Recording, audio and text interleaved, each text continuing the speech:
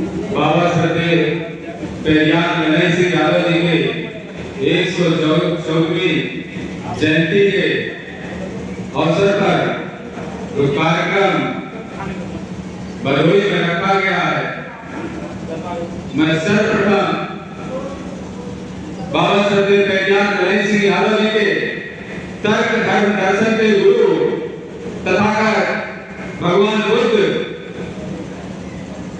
के साथ साथ आरक्षण के जनक छत्रपति साहूजी महाराज, ज्योतिबा फुले, सावित्रीबाई फुले के साथ साथ श्रद्धेय बाबा पेरियार नरेंद्र सिंह यादव जी के सामाजिक, राजनीतिक एवं सांस्कृतिक चेतना के गुरु परम पूज्य संविधान निर्माता बाबा साहब भीमराव अम्बेडकर के साथ साथ बाबा के धर्म और संस्कृत के गुरु दक्षिण क्रांति के जनक पेरियार जी रामास्वामी नायकर, रामस्वरूप वर्मा जी, महाराज सिंह भारती जी, श्रीलाल चौरसिया जी के साथ साथ ज्ञान अज्ञान उन सभी महापुरुषों को जिन्होंने मानव कल्याण के लिए अपना बलिदान न्यौछावर किया, ऐसे सभी संत महापुरुषों के चरणों में कोट-कोट नमन वंदन अभिनंदन करता हूँ। आज के कार्यक्रम की अध्यक्षता कर रहे कोकाराम यादव जी, मुख्य वक्ता की कड़ी में डॉक्टर अनु पटेल जी, डॉक्टर राकेश प्रजापति जी, डॉक्टर संगीता यादव जी एवं सभी मंत्रालय अधिकारी के साथ साथ आज के कार्यक्रम के आयोजन सभी में रामस्वरूप गौर जी, अशोक गौड़िया जी, हेमराज गौर जी, नरेश भारती जी, सुरेश दिवाकर जी, तेजपाल गौर जी, सुरेश पाल यादव जी एवं मेरे समक्ष बैठे हुए बहुजन समाज के प्रबुद्धजन साथियों, माता और बहनों, नौजवान क्रांतिकारी साथियों, आप सभी को पेरियार नरेंद्र सिंह यादव जी के प्रपौत्र नरेंद्र सिंह यादव जी की तरफ से क्रांतिकारी जय भीम, नमो बुद्धाय, जय अध्यक्ष, जय संविधान, इंकलाब जिंदाबाद। साथियों, सबसे पहले महेश भदोही चंदौसी में जो कार्यक्रम रखा गया है, इसमें दूर दराज के साथी, शाहजहांपुर से भी साथी आए हुए हैं, कुछ साथियों से परिचय है हमारा, आसपास मुरादाबाद के भी साथी कुछ हैं और यहाँ लोकल के जो साथी हैं, आपने जो इतना प्यार इसमें अपना आशीर्वाद दिया, इसके लिए आप सभी का अभिनंदन वंदन करता हूँ। साथ ही साथ साथियों, बाबा के विषय में मंचासीन प्रबुद्धजन साथियों ने आपको समझाने का कार्य किया। सबसे पहले साथियों, मैं अपने विषय में बताना चाहूंगा कि कैसे मैंने मनवादी विचारधारा से के बीच से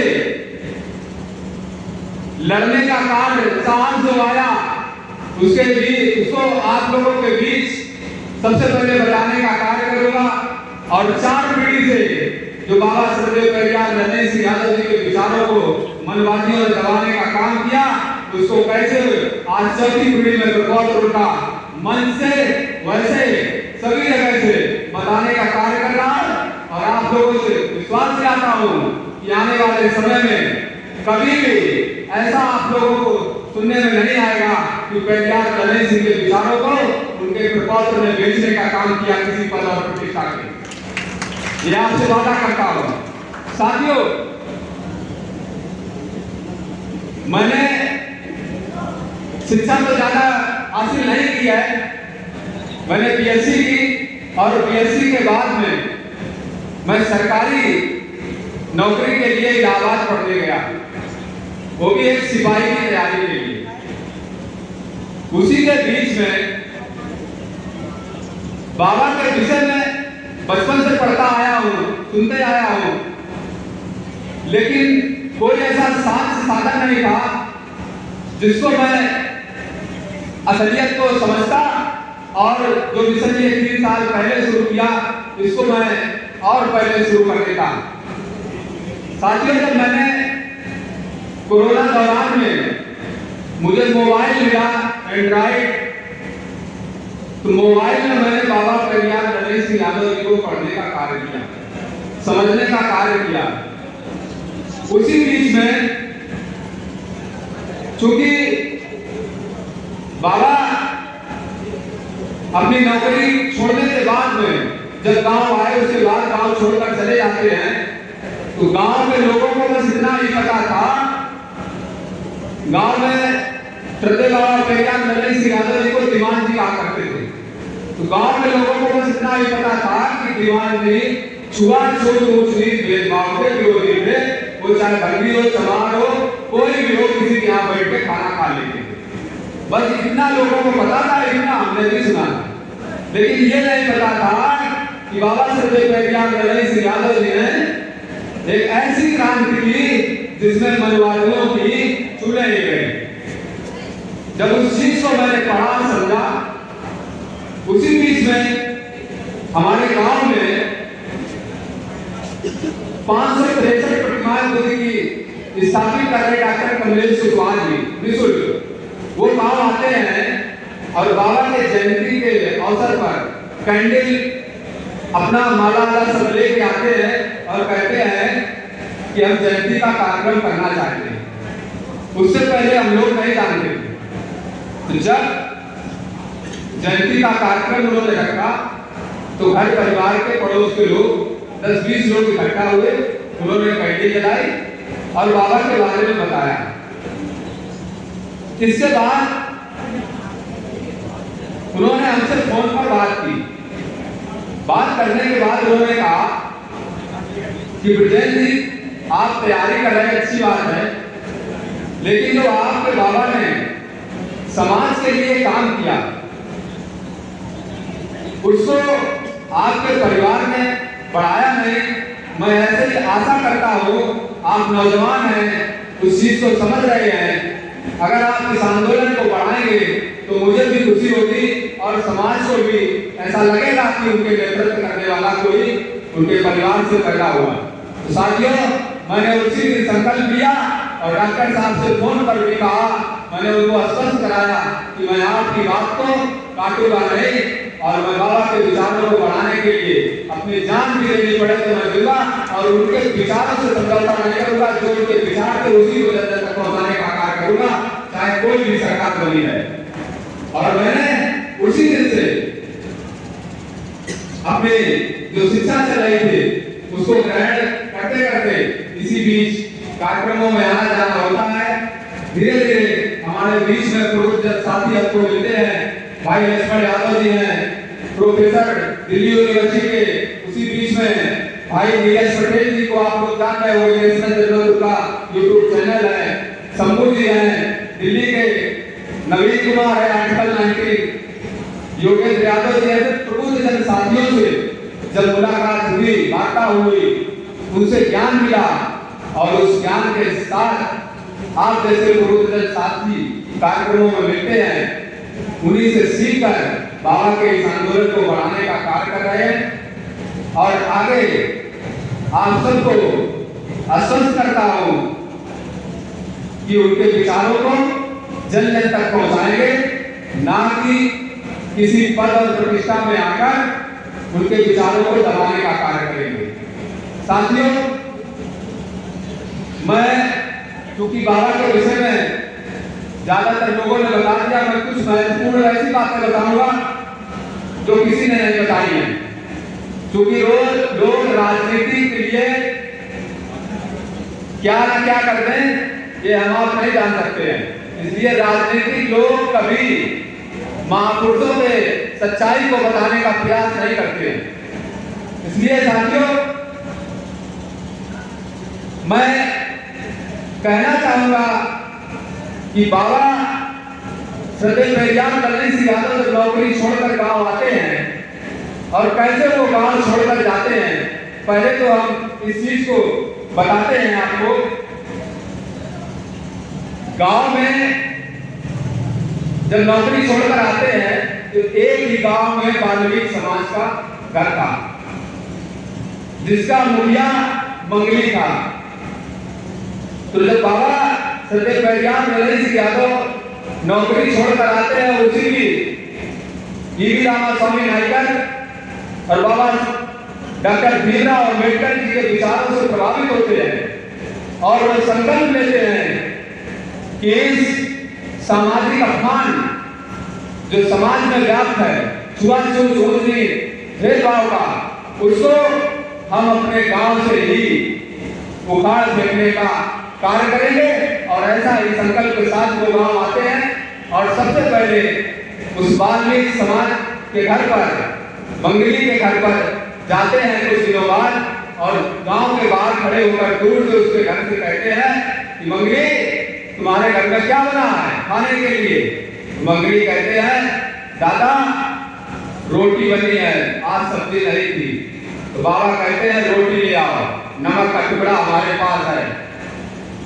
अब आप समझिए, आज से 60-70 साल पहले जहां पर मनवाद की व्यवस्था इतनी कठोरता से पालन की जाती हो, उस बीच में बाबा संजय पेरियार नरेंद्र सिंह यादव जी यादव समाज के होकर एक वाल्मीकि समाज के घर पर ऐसा अपना विचार रखते हैं तो यादव समाज के लोगों को खलता है। और इतना ही नहीं, उसी बीच में हमारे घर पर एक कुआं हुआ करता था, तो कुआं के पानी,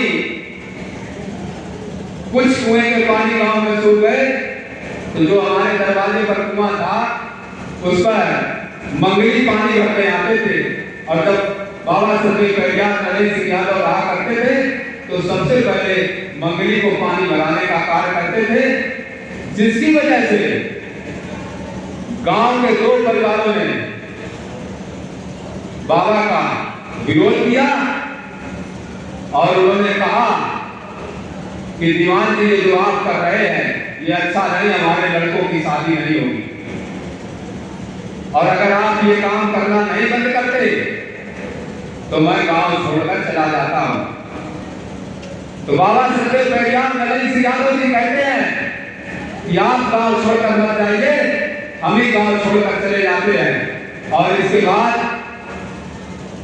उनके भतीजे, उनके भाई थे जो मेरे बाबा थे,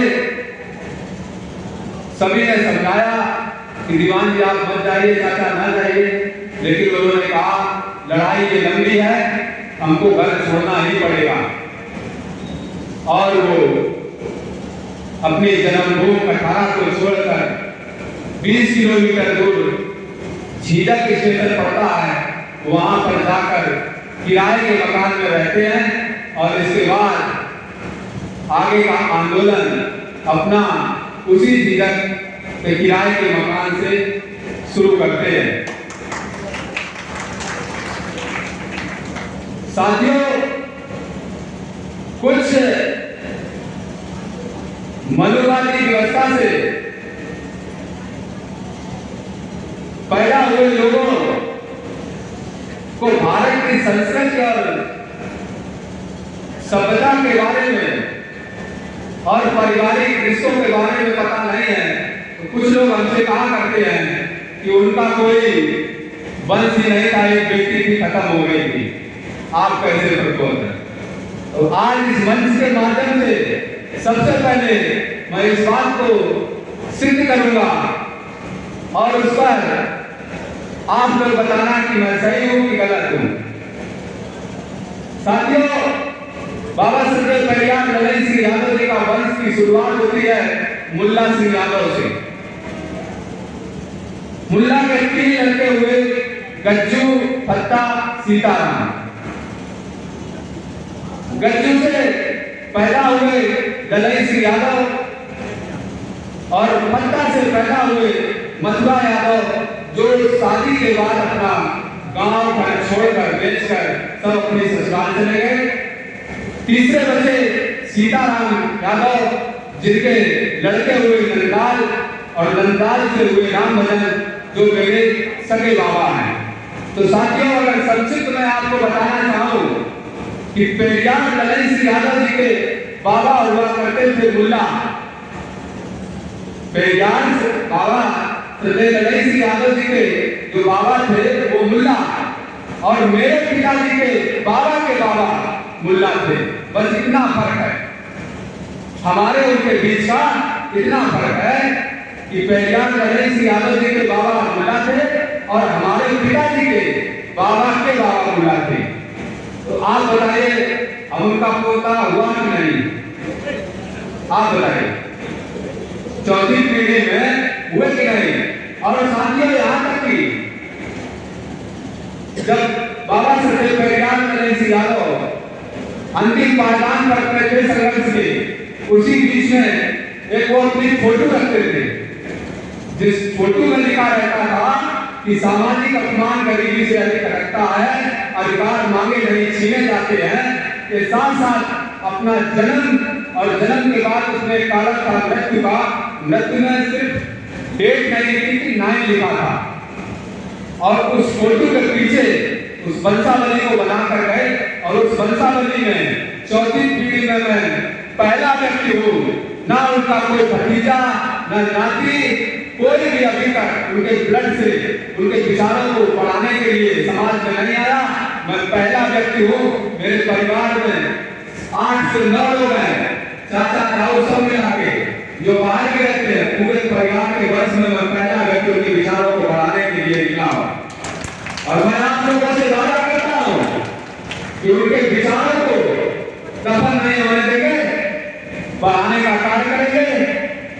साथ ही साथ साथियों मैं कुछ और बातें बाबा के संघर्ष के बारे में बताता हूँ। साथियों कुछ लोग जय भीम नमो बुद्धाय का नारा लगाकर बहुजन समाज को यह बताना चाहते हैं कि जो लोग नमो बुद्धाय जय भीम का नारा हम बोलते हैं, इसको बोलने वाले सबसे पहले व्यक्ति हम ही हैं। बाबा साहब अम्बेडकर को विचारों का असली रक्षक हम ही हैं। ऐसे भ्रम में बैठे लोगों को बता देना चाहता हूँ कि बाबा साहब डॉक्टर अम्बेडकर के विचारों को बिना किसी पद व लालच से अगर जन जन तक पहुँचाने का कार्य किया तो मेरे बाबा श्रद्धेय पेरियार लड़ई सिंह यादव ने किया, जिनको मैं गर्व के साथ कह रहा हूँ, मैं प्रमाणित भी करता हूँ आप लोगों के सामने कि बाबा श्रद्धेय पेरियार लड़ई सिंह यादव ने बाबा साहब डॉक्टर अम्बेडकर के प्रति कितने निष्ठावान थे। साथियों आज से 60 वर्ष पूर्व मेरे बाबा पेरियार श्रद्धेय लड़ई सिंह जी अपने भाषणों में नमो बुद्धाय, जय भीम, जय भारत, जय शोषित का नारा देते थे। साथियों सिर्फ जय भीम का नारा लगाकर ही नहीं, डॉक्टर बाबा साहब अम्बेडकर के विचारों को जन जन तक पहुंचाने के लिए बल्कि साहित्य लिखकर उनके विचारों को जन जन तक पहुंचाने का कार्य किया। साथियों इतना ही नहीं, अपने सामाजिक राजनीतिक एवं सांस्कृतिक चेतना के गुरु बाबा साहब डॉक्टर अम्बेडकर की जयंती को बाबा श्रद्धेय पेरियार लड़ई सिंह यादव ने कैसे ऐतिहासिक बनाई, हम इस पर भी बताना चाहूंगा आपको। 14 अप्रैल 1959 को डॉक्टर बाबा साहब अम्बेडकर की जयंती पर अशोक पुस्तकालय का बिल्कुल उद्घाटन करते हैं। साथ ही साथ 14 अप्रैल 1961 को बाबा साहब की जयंती पर शोषितों पर राजनीतिक डकैती पुस्तक की रचना करते हैं। 14 अप्रैल 1962 को डॉक्टर अम्बेडकर की जयंती पर संबोधन नाटक लिखते हैं। 14 अप्रैल 1967 को डॉक्टर अम्बेडकर की जयंती पर भीम अभिनंदन कविता संग्रह प्रकाशित करते हैं। 14 अप्रैल 1970 को डॉक्टर अम्बेडकर की जयंती पर डॉक्टर अम्बेडकर साहित्य रक्षक परिषद की स्थापना करते हैं और सर्वसम्मत से अध्यक्ष चुने जाते हैं।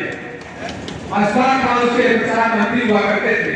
14 अप्रैल 1970 को ही शोषकों का डब्बा गोल नाम के नव जागरण की चेतना निर्माण करने वाला पंपलेट प्रकाशित करते हैं और 14 अप्रैल 1982 को अशोक पुस्तकालय के सस्ता प्रिंटिंग प्रेस में अपनी 60 बीघा जमीन बेचकर लगी सस्ता प्रेस उसी से रॉकेट डॉक्टर अम्बेडकर नाम की एक पंपलेट छापते हैं जिसकी मूल प्रत मेरे पास है। ये आप देखिए, इस उसी 60 बीघा जमीन को बेचकर जो सस्ता प्रेस लगाया था, उस समय 1982 में ये पंपलेट छापकर जन जन तक पहुंचाने का कार्य करते थे और अगर कोई चाहता ये ले जाए तो इसका मूल्य था उस समय 25 पैसा। और इस पर देखिए आप क्या लिखा है, नमो बुद्धाय, रॉकेट ऑफ डॉक्टर अम्बेडकर। और बाबा साहब तथागत बुद्ध और अशोक चक्र का चिन्ह बना। इसके साथ इसमें क्या लिखा पढ़ के आपको सुनाते हैं। शिक्षित बनो, संगठित रहो, अधिकारों के लिए संघर्ष करो। इसके बाद बाबा साहब का एक स्लोगन लिखते हैं, जिस धर्म में आपकी मानवता का कोई मूल्य नहीं, उस धर्म में क्यों रहते हो? संसार सुखमय बनाना है तो धर्मांतरण कीजिए। इसके बाद बाबा अपने विचार लिखते हैं, सामाजिक अपमान गरीबी से अधिक खटकता है। इसके बाद फिर अपना बाबा एक विचार लिखते हैं, समता, बंधुता और स्वतंत्रता युक्त बौद्ध धर्म में आपकी धार्मिक, राजनैतिक, आर्थिक एवं सामाजिक हर प्रकार की प्रगति सुनिश्चित है। ये 14 अप्रैल 1982 को ऐसा पॉम्पलेट छापकर समाज के बीच जगाने का कार्य किया बाबा श्रद्धेय पेरियार नरहरि सिंह यादव ने। साथियों, कोई ना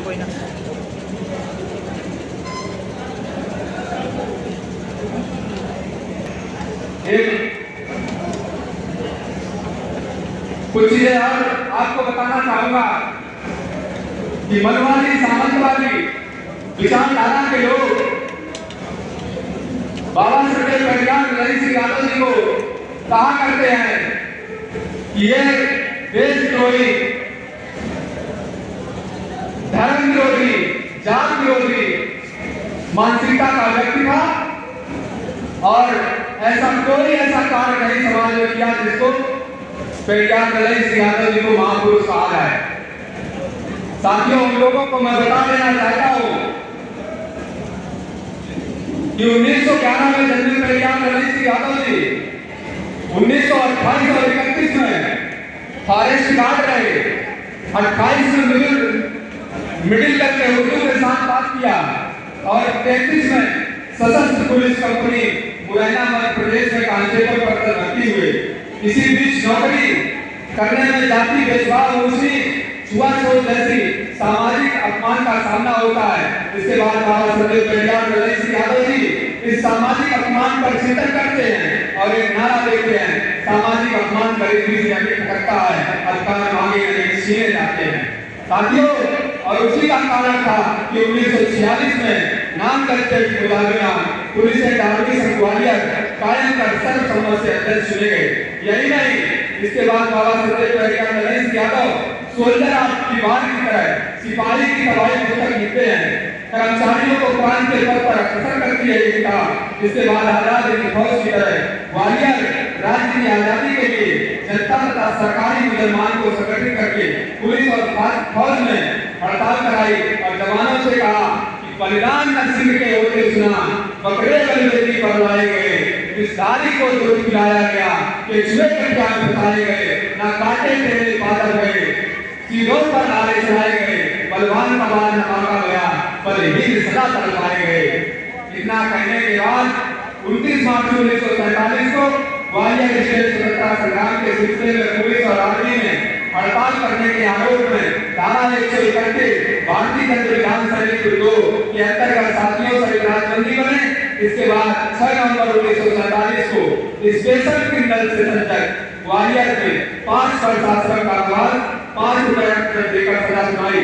यह सजा का दंड सब लोगों से अधिक था क्योंकि वे हाई कमांडर में अध्यक्ष थे। 2 दिसंबर 1947 को भूख हड़ताल शुरू की। 40 दिन लंबी भूख हड़ताल के बाद 12 जनवरी 1948 को भूख हड़ताल समाप्त होने के बाद 9 माह 11 दिन तक जेल में रहने के बाद सिविल साथियों से बंधन मुक्त हुए और 1 सितंबर 1950 को बाबा श्रद्धेय नरहरि सिंह यादव सेवानिवृत्त हुए।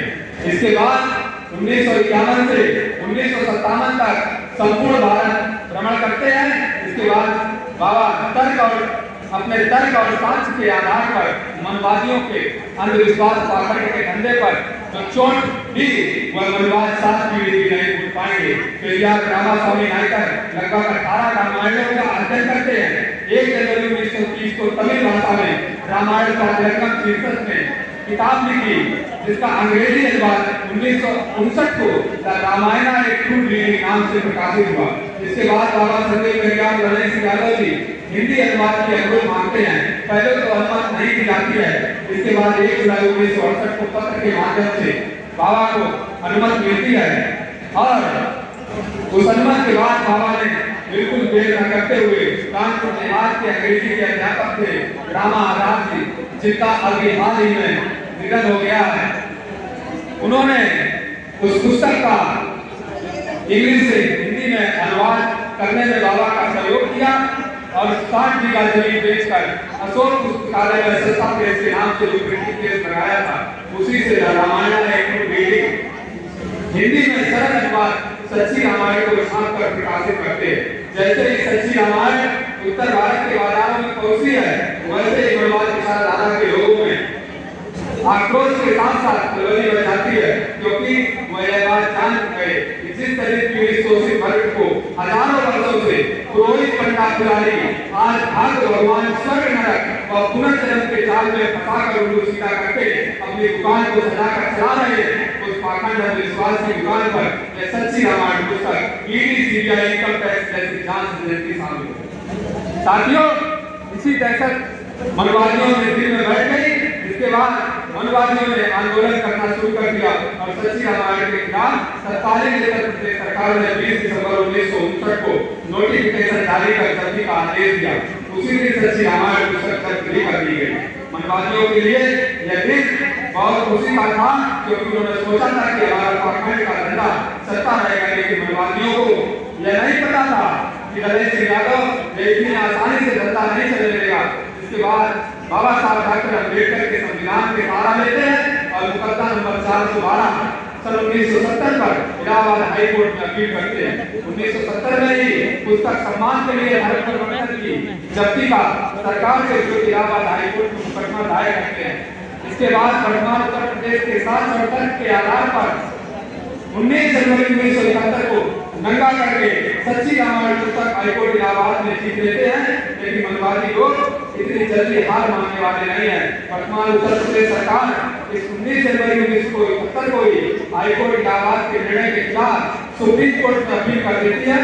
फिर सम्मान के लिए धर्म परिवर्तन पुस्तक पर जो मुकदमा सरकार के खिलाफ था, जीत हासिल करके वर्तमान उत्तर प्रदेश सरकार को गुना दोष हटाने का कार्य करते हैं।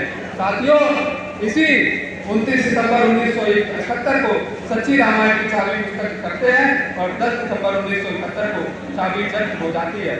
7 सितंबर 1972 को रामस्वरूप वर्मा जी का समाज दल शोषित दल एक होता है, जिसमें बाबा मुख्य रूप से रहते हैं। साथियों, लास्ट में बाबा के संघर्ष के समय को पीड़ा मिली, उसको जो बताया उसको मैं जरूर आपको बताना चाहूंगा। 11 नवंबर 1971 में अपने लेख में उन्होंने लिखा, उन्होंने कहा एक लेख में, वही सेम टू सेम मैं आपको पढ़ के सुना रहा हूं। उन्होंने क्या लिखा कि मैं स्पष्ट वक्ता हूं, इस कारण अधिकांश व्यक्ति मुझसे अप्रसन्न रहते हैं। उच्च वर्णीय इसलिए अप्रसन्न रहते हैं कि मेरे सामाजिक समानता की सोच और बात से उनका जातीय बड़प्पन जाता रहता है। पिछड़ी जाति के लोग इसलिए अप्रसन्न रहते हैं कि सामाजिक समानता की बात के कारण कहीं वे अछूत ना हो जाए। अछूत इसलिए अप्रसन्न रहते हैं, जात भी पेशों को त्याग देने से मेरी आमदनी कम हो जाएगी। अछूतों में भी आपस में भारी छुआछूत है। चमार भगी के हाथ का बना हुआ भोजन नहीं करता। चमार समझता है कि सामाजिक समानता के समय मुझे भगी के साथ खाना पड़ेगा। कुछ स्वार्थी अछूत नेता इसलिए अप्रसन्न रहते हैं कि समाज सेवा का पद इसके बाद इसके पास क्यों है, कुछ अछूत के पास होना चाहिए। ये शब्द बाबा प्रज्ञान गणेश सिंह यादव जी ने अपने एक लेख में लिखे। साथियों, मैं लास्ट में आप सभी को पुनः एक बार जय भीम, नमो बुद्धाय।